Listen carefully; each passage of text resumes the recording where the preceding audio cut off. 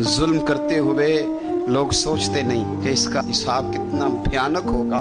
ये जो बद्दुआएं हैं ये तुम्हारे बिस्तर तक तुम्हारा पीछा करती, ये नींदों में सुराख कर देती। लोग कहते हैं पता नहीं क्या बात है, सोया नहीं जाता। तो मैं कहता हूं पता कर लो, शायद को बात निकल ही आए।